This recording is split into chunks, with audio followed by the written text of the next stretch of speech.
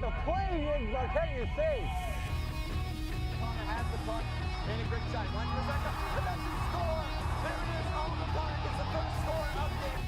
It's Burley hit the three. Leo scores.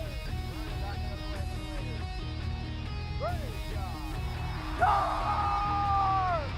Sophie Brennan slides the back of the net from the faceoff circle, and with 1:14 to go, the Raiders take a 3-2 lead.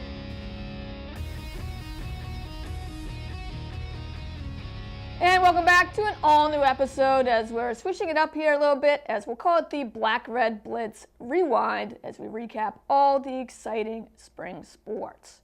Now, so you don't get bored with just me talking about the highlights, we once again have guest co-host Robbie Johnson. Robbie, glad to have you back here. Glad to be back, Rebecca. I mean, what an exciting spring sports season it was. A lot of exciting moments, and I can't wait to, once again, like we did in the wintertime, recap some of those highlights with you today.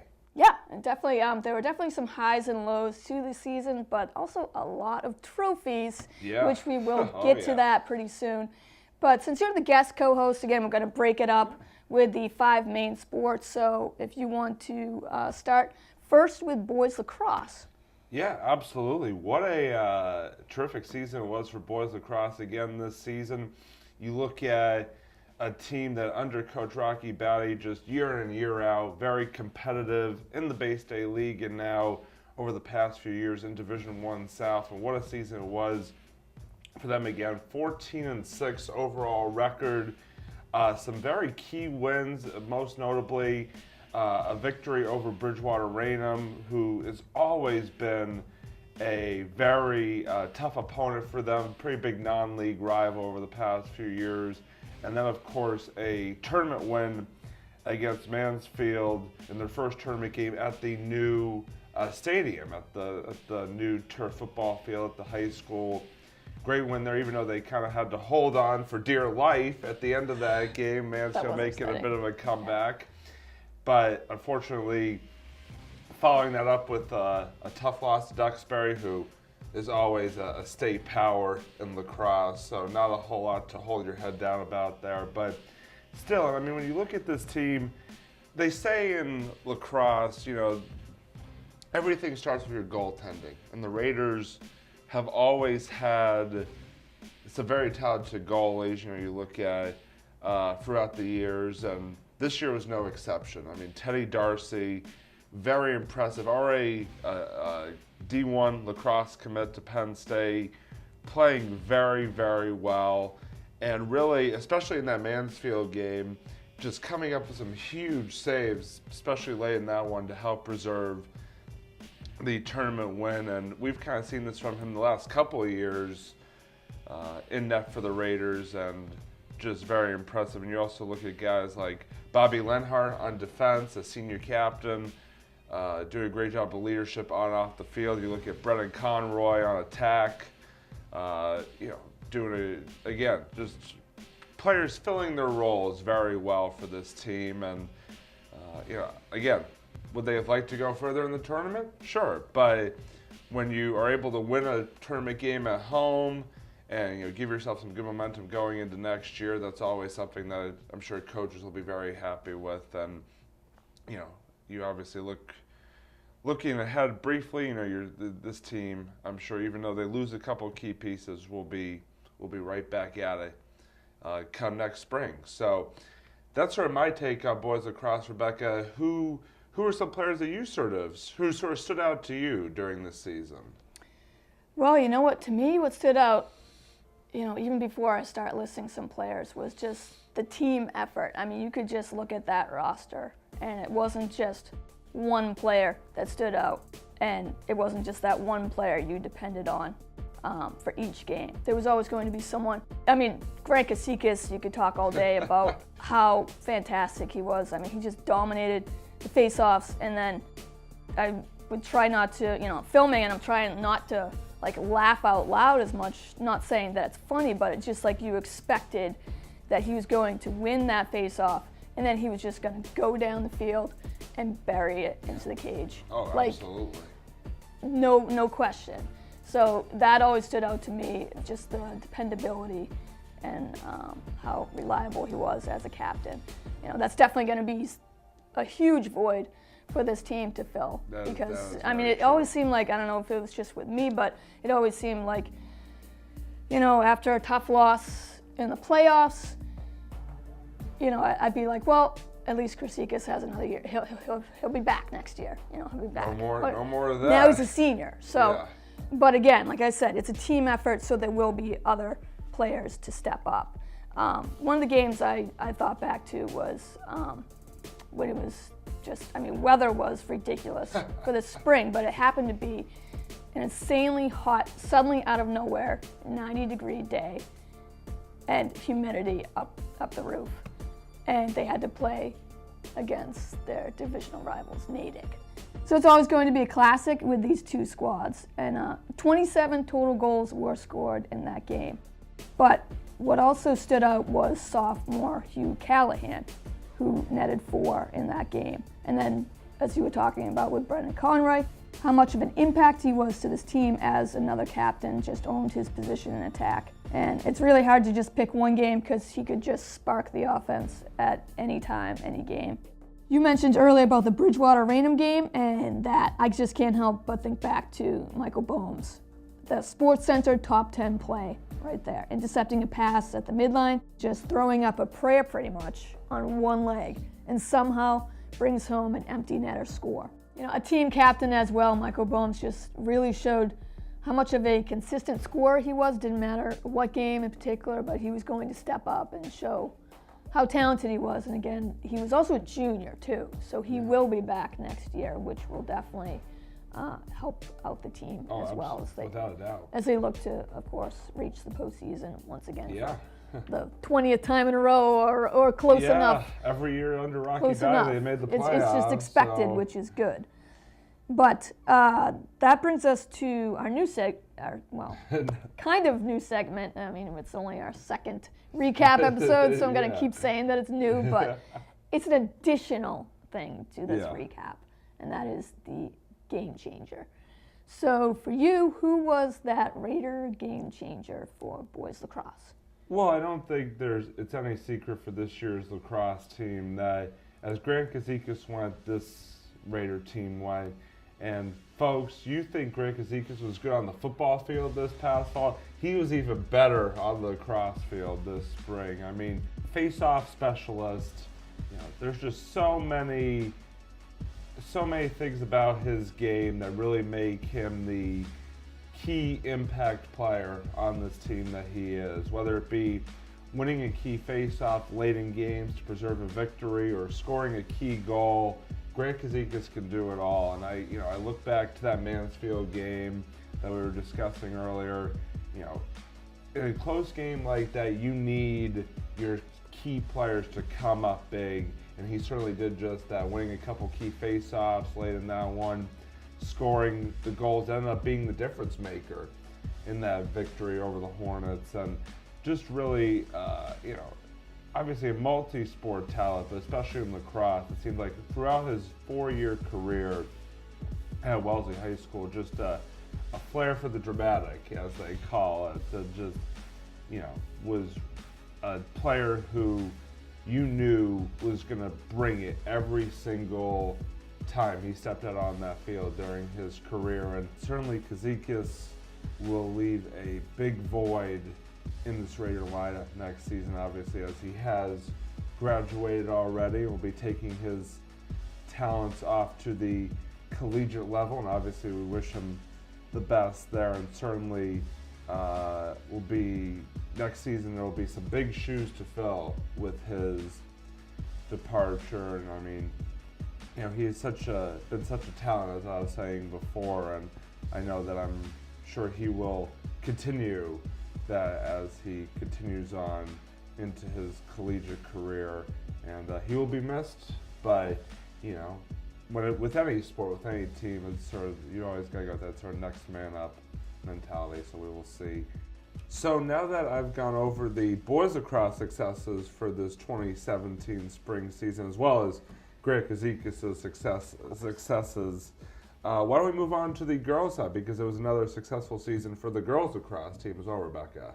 Yeah, and you know, it shouldn't come as a surprise again that this Raiders team made the postseason once again. I mean, it just speaks a lot about the lacrosse program that Wellesley has, that no matter how many graduating seniors they lose from like a season before or whatever, there's always going to be players that step in and fill that void and fill it extremely well. And that was the case again this year as well. So this year's captains were juniors Caitlin Tchaikovsky and Grace Ahonen, as well as seniors goalie Sophie Vanderveld and senior attack Nicole Callahan. Now, what was surprising was the Raiders opened up the season at 0-2, but those losses were to Norwell and Walpole, and that did not put this team in panic mode. Instead, the captains realized things needed to change and talk about a whole team coming together, as change they did. In the next 12 games, Raiders went 11-1, with their only loss coming to powerhouse Westwood. Not too shabby. The defensive core of this team remained solid, with Sarah Wiltshire and Phoebe Lawrence leading that group. An added bonus, Nicole Beckett. Just an outstanding job owning the draws for this team, which single-handedly helped out the offense. Captain Obvious checking in here, but can't score if you don't have the ball. Beckett even got a chance to play mid-position as well and scored 2 goals. I've always enjoyed seeing Caitlin Tchaikovsky play from her first game as a freshman to right now, shining through as a junior captain. Tchaikovsky just made everything more difficult for opponents. Even if you were somehow able to stop her from scoring, which was barely ever, Tchaikovsky paired extremely well with fellow captain Grace Ahonen, and Tchaikovsky could easily find an open teammate in the process to pass to for the assist and score. Despite losses back-to-back late in the season, Raiders ended it right with 2 wins on the road, once again punching in their ticket to another tourney berth. But Robbie, when you look at some of the tough losses that this team had, I mean, you look back to Walpole, Cohasset, 2 to Needham, then you look to see what happened with those teams later in the season. Well, Cohasset beat Walpole to win the Division II state title, and though it was a tough loss to Needham in the semifinals for the Raiders, well, Needham went on to win the Division I state championship. So again, this is a young team. Yes, it's not great to lose, but sometimes you got to lose to learn how to not do it again the next year. And I definitely see this team, taking that and learning from those losses and getting stronger. And it's definitely going to be exciting to see these players back, because again, it's a young roster. Again, we had 2 junior captains. So next year, as seniors, Caitlin Tchaikovsky and Grace Ahonen are going to be back, and I'm looking forward to seeing what this team is able to put together, as again, they try to go to the postseason as well. But that was my take on this season. Was there anything that you wanted to highlight about this season as well? I mean, I completely agree with you. I mean, when you look at this team's schedule and the teams they lost to, and the team, most notably that they lost to end the season, Needham, that's not a bad mark to have. I mean, when you lose to the eventual Division I and Division II state champions, again, that's not bad at all. And I completely agree with you on Tchaikovsky. I mean, just a tremendous threat offensively, just a great leader as a captain. And we saw her with success on the basketball court, and she completely transferred that onto the lacrosse field as well. And as I was kind of mentioning with the boys, for lacrosse, a lot of times it starts with your goaltending, and the girls, I mean, Sophie Vanderveld, very talented in net for the Raiders, and just did a tremendous job for them once again, especially in some of those closer games, really keeping the Raiders in it. And again, as a senior captain, displayed great leadership for this team, especially during that run where, like you said, 11 out of 12 games were victories after that tough 0-2 start. So, I mean, this team is very was very impressive to watch. I think next year they'll be back and better than ever. And speaking of players that made an impact. Rebecca, now why don't we hear your game changer for the girls for the season? Yeah, I mean, we talked a lot about how many, how tough they were, how strong they were offensively with their weapons, but an added one that the Raiders had that just made it even worse for opponents to defend was having sophomore Maddie Balter. You know, last year I was really impressed by her confidence as a freshman and not afraid to shoot as well. And so coming in as a sophomore, Balter thrived playing mid in what was a great triple threat that Wellesley had in Honan, Tchaikovsky, and Balter. And Maddie really epitomized what a game changer would be, as opponents would double up a Honan or a Tchaikovsky, but still, who was going to stop Balter? The answer? Well, I think all the team defenses in D1 South are still searching for that answer. Maddie took advantage of a role and then some. Instrumental in helping Raiders blow out the competition with each win, especially in that 11-1 winning streak. But it was also the tight games where Balter shined through. In the playoffs, Milton was extremely easy to win in the first round, and Balter scored 6 times in that win. But the quarterfinals against Braintree was just a team battle all game. Late in that second half, it still was just 1 or 2 goals separating the Raiders and the Womps, until Balter stepped up and buried the dagger and put the game away.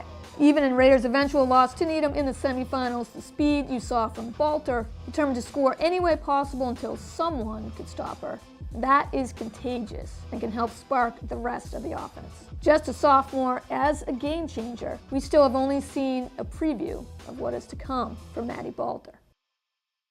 So earlier in the show, we mentioned not only were there going to be exciting highlights to feature for this spring season, but also a lot of trophies. Yeah. So let's focus in on one of the teams that just seemed to grab everyone's attention, and well-deserved as well, and that's Raiders baseball, as they made a ton of memories that I'm sure every single player on that team will never forget. Absolutely. No, absolutely. And they say that high school is supposed to be the best time of your life.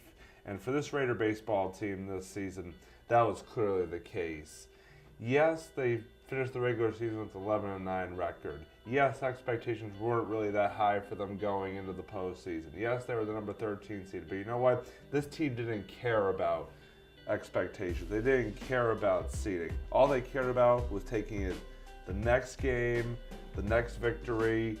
And you could just see from the very first tournament game against Mansfield that this team had its sights locked on proving people wrong and proving doubters wrong. And when I start to look back at this season, yes, there were some key wins during the regular season, like most notably Needham.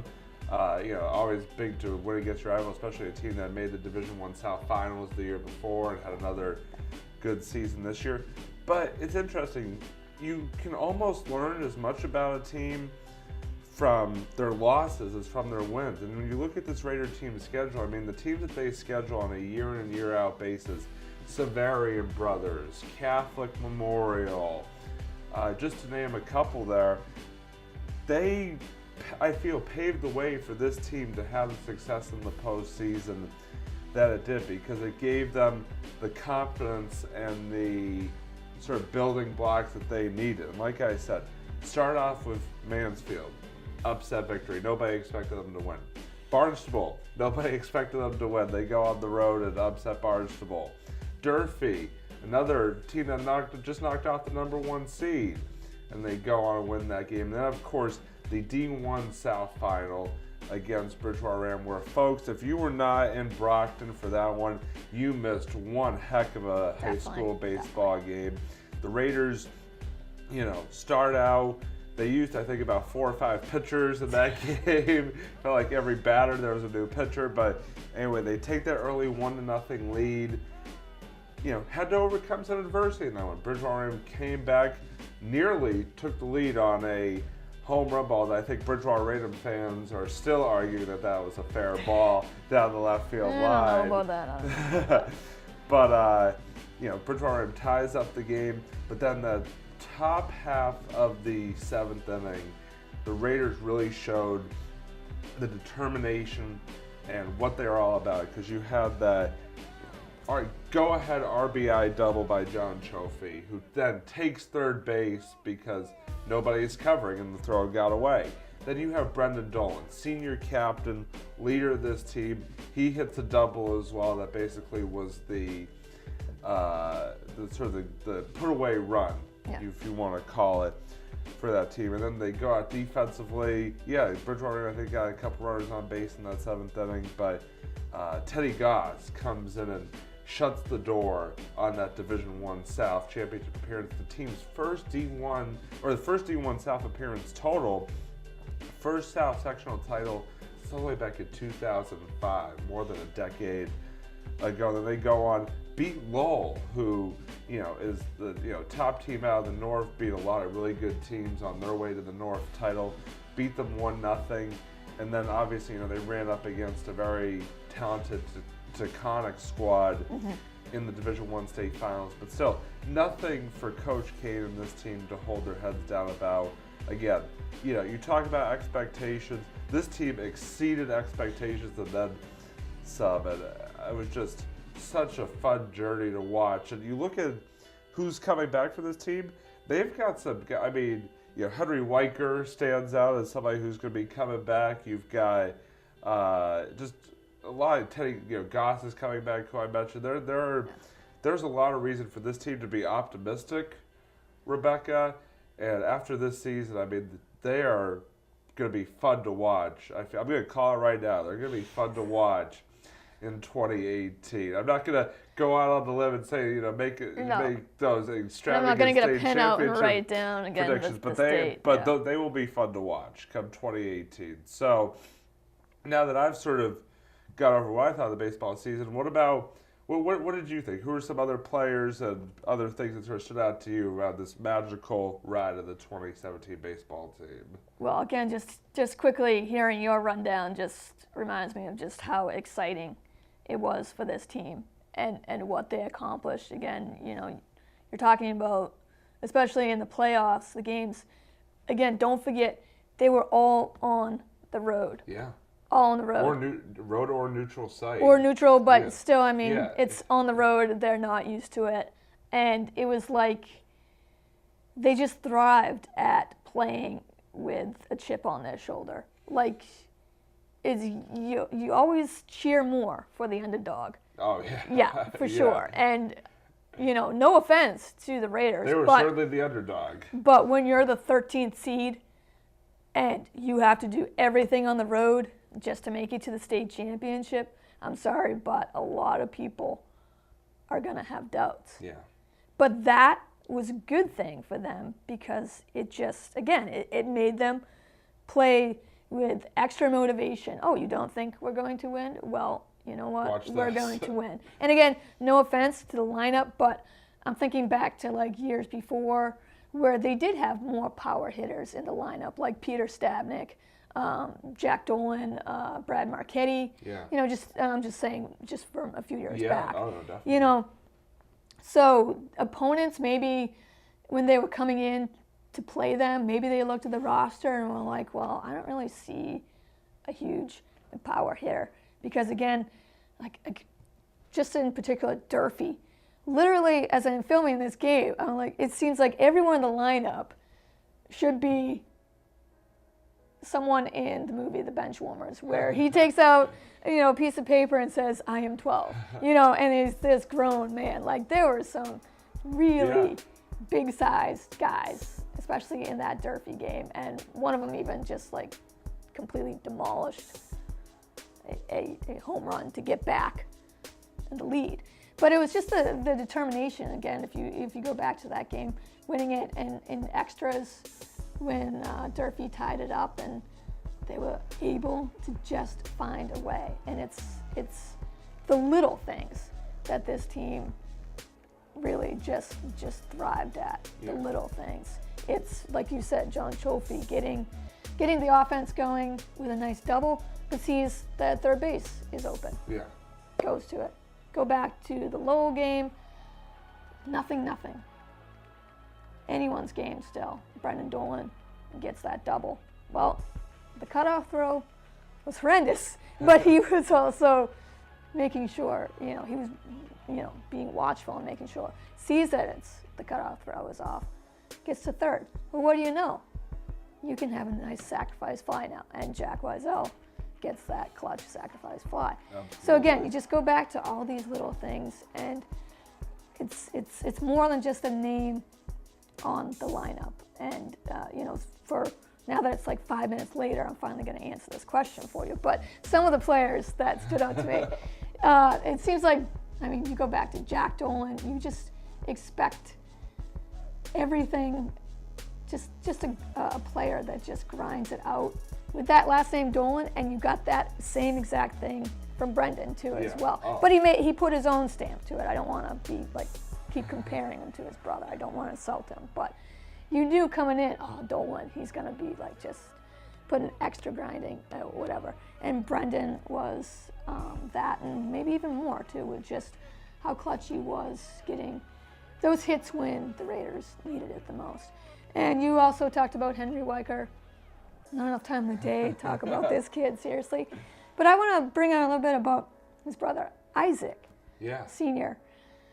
He, not just in the postseason, but also throughout the regular season, he'd come in with those clutch hits when they needed it. And again, in the playoffs too as well. But his defense as well. I don't think enough people talk about how good of an all-around player he was. Unfortunately, he's a senior, so he graduated as well.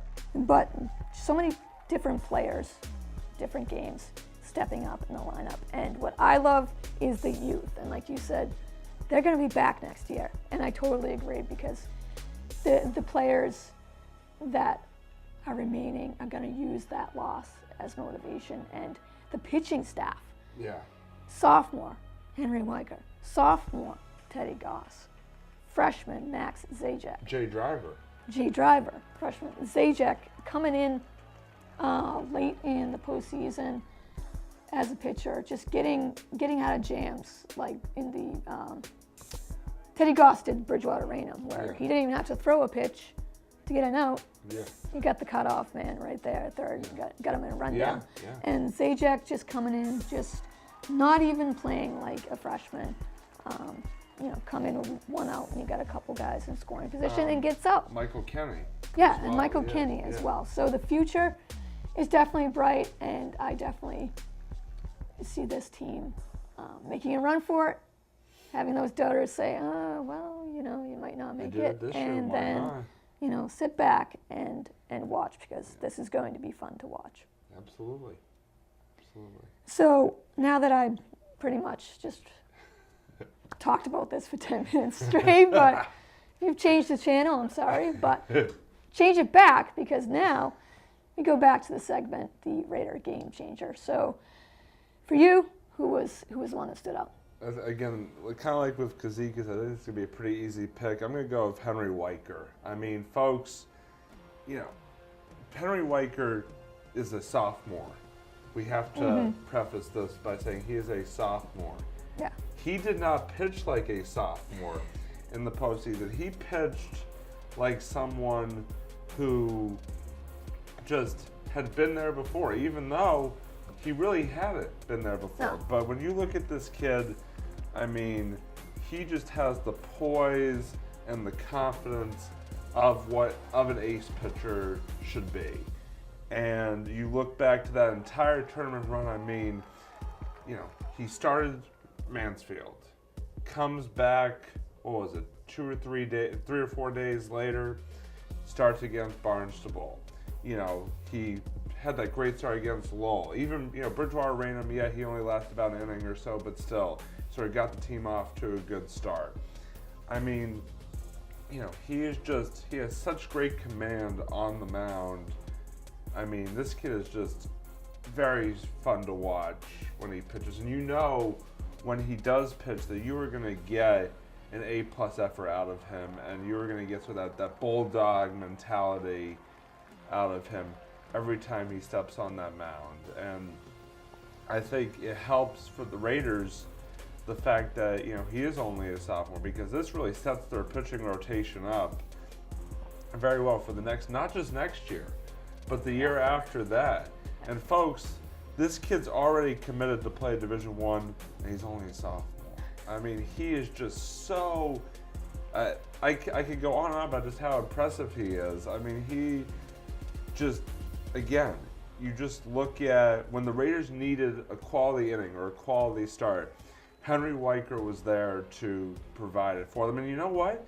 He could even do it with the bat as well. I mean, you know, we were just talking about his pitching, but offensively, you know, he had some pop in that bat. Definitely. As well. I mean, so he's not just a one-dimensional player, folks. You know, he could do it all. I know he plays, you know, when he's not pitching, he plays first base. Mm-hmm. You know, he can do it with the glove, the bat, everything. And I just, you know, it was a lot of fun watching him this season.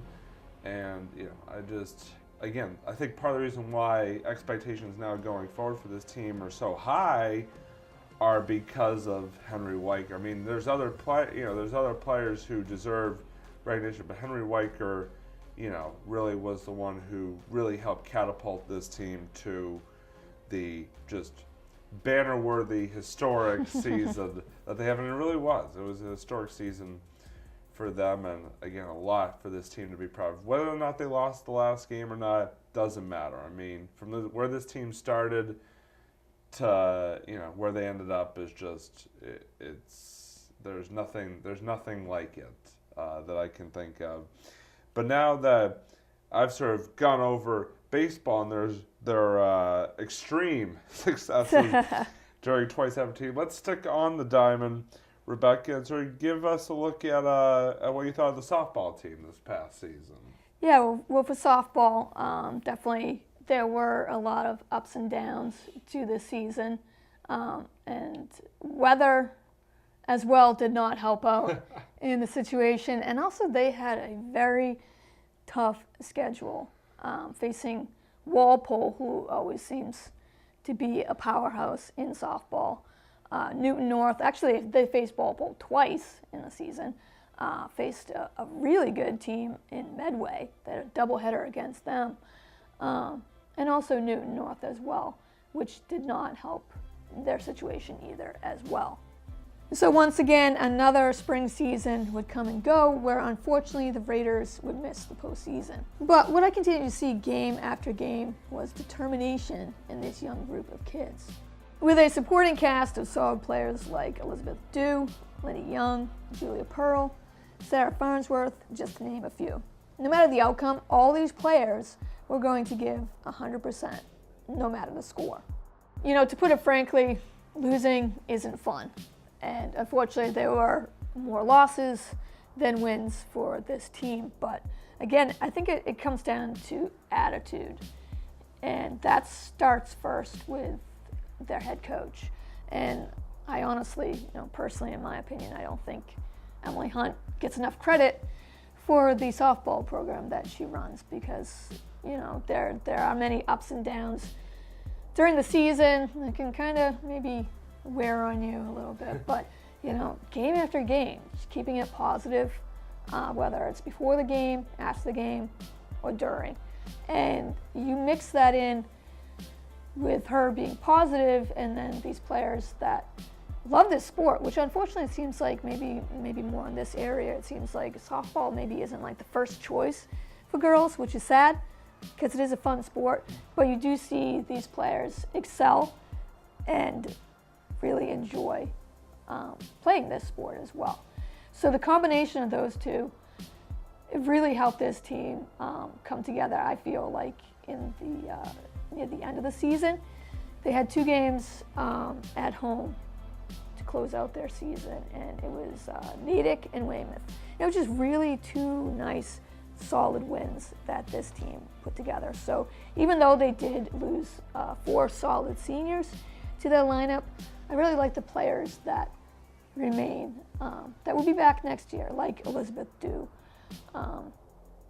Taylor McLennan, Sarah Farnsworth started out as a pitcher as a freshman, and she's grown as well. Not only just to be a good pitcher, but her bat this year too. She was really, she didn't hit it out, you know, but there were quite a few solid hits that she had that almost did. So I'm really looking forward to see what the Raiders can accomplish next year. Again, those last 2 games that they won hopefully can be like a little momentum thing for them as well, anything to take. And let's see what happens next year. But I know you weren't able to announce any of the games this year, but were there any things that maybe you would like to highlight for this season? Yeah, I would say, I mean, you were mentioning Julia Pearl, Yes. obviously, and I feel like she's been one of those players who, just throughout her entire career, has really been sort of a force on that Raiders softball team. You know, on the mound, you know, at the plate, whatever the case may be. She just was a very talented pitcher, and you know, sort of the ace of that Raiders staff, especially in the past couple of years. And I think that she will be very much missed by this Raider team going forward. And I think you're right. I think the fact that, you know, they had those 2 wins at the end of the season give them some good momentum heading into next year. I mean, obviously, you know, when you have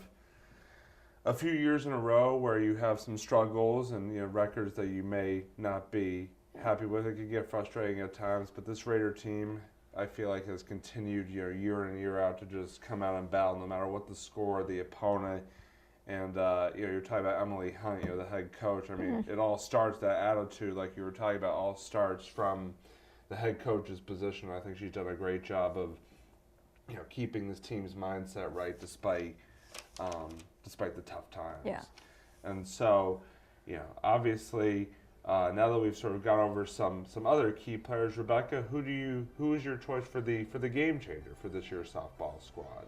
Well, yeah, I definitely agree with you about Julia Pearl as a senior captain. Always seemed to get that clutch hit. But I got to go with one of the other senior captains, Linny Young. I mean, she took on that role of being the everyday catcher for the Raiders. And if you look back, probably like 4 or 5 years ago, that position, there was no question about who was filling it, just solid in the catcher position. And then, of course, graduating seniors. Yeah. So then looking back, that was when Coach Hunt had to realize, okay, I don't have a backup catcher. Yeah. Who's going to be the catcher? And Linny Young came in as a freshman and just took over that role. And year after year, you just saw her continue to grow. You know, it's not an easy position, but Young called solid games behind the plate and also played outstanding defense as well. And also had her share of catching runners trying to make a break for second and laying down the clutch tags at home plate. And offensively, what a bat in the lineup for Wellesley. Linny always seemed to get that hit to keep the inning alive or even get that clutch RBI that the Raiders needed at just that right time. It's too bad that Young has graduated, but Linny definitely made an impact in softball that won't be forgotten by her teammates anytime soon. Definitely, and she will definitely be missed. And you know, hopefully the Raiders can fill those big shoes come next season, because catcher is one of those very important positions in softball or in baseball. And you know, they're gonna have to find somebody who can actually fill that role. Yeah. And so now, last but certainly not least, a team that again had a very impressive 2017 campaign. Rebecca, let's talk about the boys volleyball team. Yeah, you know, coming into the season, I wasn't exactly sure what to expect from this team. And Coach Fabe Ardea was coming in for his second year, and you could see right off the bat, though, he had a lineup that was just full of talented players, especially the seniors.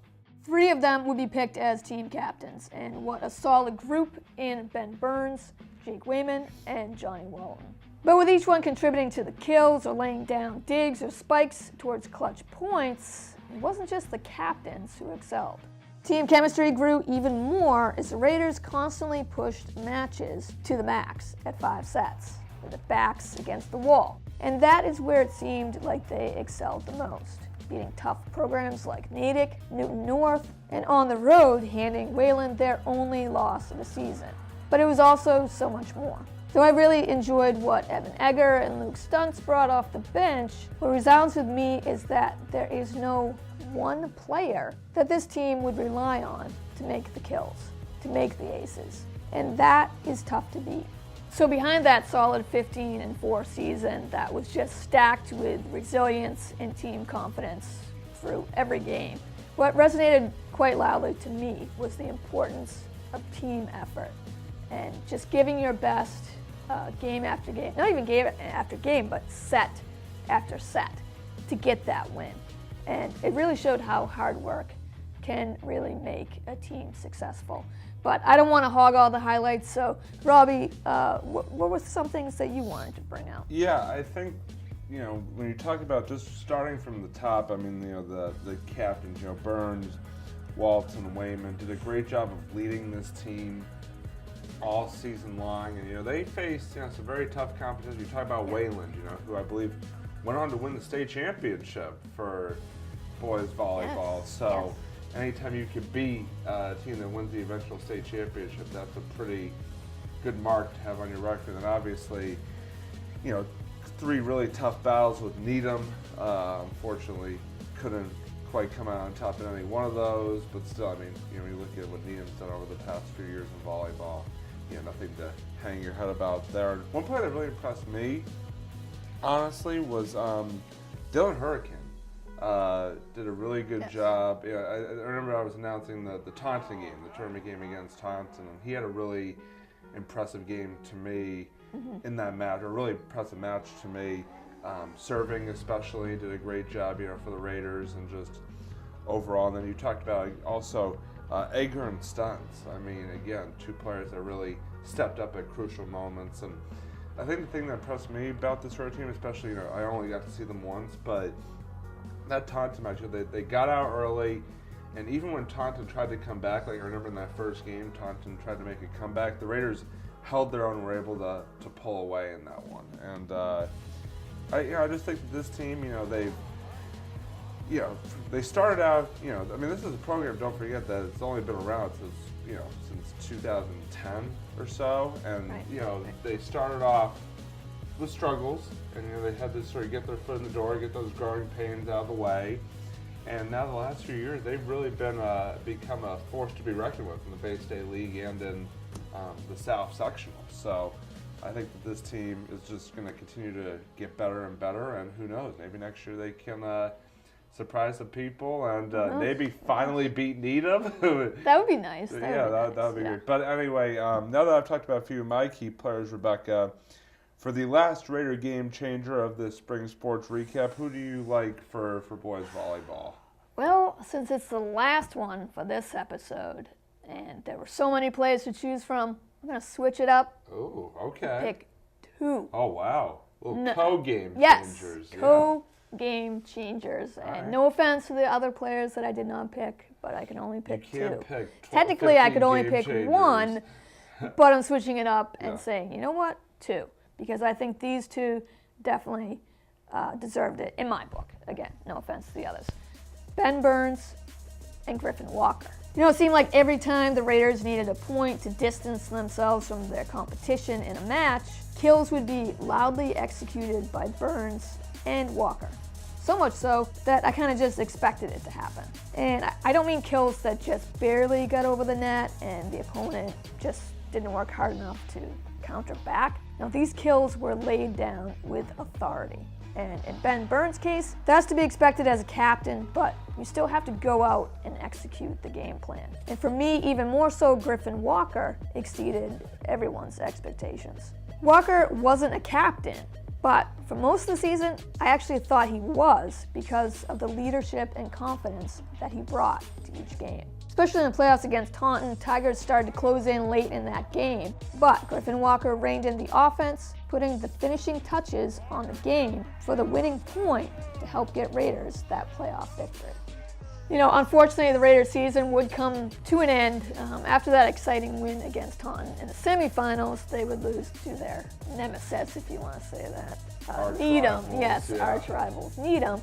But even to backtrack before that, I just don't want to forget about mentioning this, but when I was talking about the talented programs like Natick and New York that this team beat, they also beat Framingham twice, twice, right, yeah. at home and on the road. Defending state champion Framingham Flyers. Exactly. You can't gloss over that. I mean, those are two very impressive wins to have on your resume just there alone. You beat defending state champions. I mean, and that just really showed how talented this team was, and how everyone on the team had a game plan and executed it as a team through each set, and that got them to have just a really successful season. And it's too bad that a lot of them are seniors and will be graduating. But what they were able to accomplish this year, I think the leadership that they leave behind is going to definitely help the ones that remain, like Dylan Hork, and we were talking about. He'll be back next year. So it's definitely going to be exciting to see what happens for the Raiders next season as well. Absolutely. I mean, expectations will be high next year. Yeah, they're losing a lot of seniors, but I feel like, this team has really stepped up the bar, each season. And I feel like next year will be no different. I really look forward to seeing what they can accomplish in 2018. It should be a fun season to watch. The sky is the limit. Yeah. And that is about a lot of the teams too as well. I mean, we again mentioned that there were a lot of trophies as well that were handed out this spring season. So unfortunately, we're not able to get to every sport team, though we may want to, but I can't triple clone myself or triple clone the cameras, so we have two as well. But please be assured that we are still watching what you're doing. So golf, girls golf, and boys and girls tennis. Yes, as well. You want to take that away? Yeah, no, definitely. I mean, trophy seasons for all three of those teams. Girls golf, I mean, what more you can say? State championship for them. I mean, congratulations to the girls on that. Anytime you win a state championship, it is a excellent accomplishment that these players will remember for the rest of their lives. Definitely. Seemed like, this girls' team from the very start of the season was just a force to be reckoned with. They weren't beaten. It didn't lose a match all season long, and then, top it off, like I said, with a sectional and then a state championship. So just a tremendous season for them. And then boys and girls tennis, I feel like, have really, even over the past few years, have really sort of created quite the name for themselves, in the Bay State League and in Division I South, and this year was no exception. You had boys tennis capturing the Division I South title. They lost, unfortunately, in the state semifinals, but still a tremendous season for them, and I feel like they'll be back again next year like they always seem to be. And then girls tennis, defending state champion girls tennis, undefeated regular season, and then unfortunately made it all the way to the South Finals, but unfortunately saw their very long win streak come 48 matches in a row? match win streak come to an end in the South Finals. But still, I mean, what a season for them, and again, a lot to look forward to for them, I'm sure, next year. And all three of those teams, like you said, we are watching. We are. Don't worry, I may not players. be able to film it. Yeah, but we are paying attention, and just got to give credit where credit's due to all three of those teams. Definitely bringing a lot of pride to the Wellesley High School athletic department this season. Yeah, and there were, just again we were talking about all the trophies for this spring season, but there are also 14 All-Stars, Metro West All-Stars named, 14 Wellesley athletes for the spring, and also male and female athlete of the year. So those are going to be displayed, as we've been talking throughout this show, they're being displayed on the sports ticker. Again, recognizing everyone. We would be here all day if we had to keep naming everybody. So, of course, we're also noticing everybody's name, but we don't have all the time in the world to be talking about each one. So, but like I said, congratulations to all those players. Tremendous accomplishments, both for the All-Stars and the female and male athlete of the year. You all your athletes, even if you're not even named, have a trophy or all athletes deserve recognition, and all recognition is due. So we are watching and definitely making Wellesley proud in what you're able to accomplish game after game. That unfortunately brings an end to our spring recap, which again, unfortunately, was in the summer. So I'm hoping, that when we get to do the fall season We can actually recap, do it in the we can fall. actually do it in the fall. I really hope so. I really think we can. Yeah. Because November is a little bit slower, so Yeah.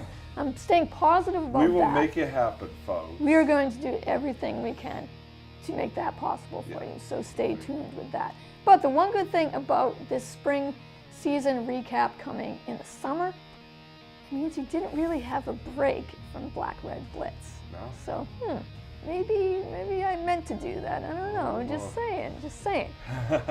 But anyways, we need to wrap up this show. So, enjoy the rest of your summer, everyone in Wellesley. And if you do want to catch up on any exciting highlights that were in the spring, especially the baseball season, WellesleyMedia.org on demand. You can watch it anytime. Or if you did want to watch it on the channel, we have Comcast 9 and Verizon 39 for you to watch. But in the meantime, that is Robbie Johnson. And that's Rebecca Cannon. Thanks for watching Black Red Blitz. As always, go Raiders.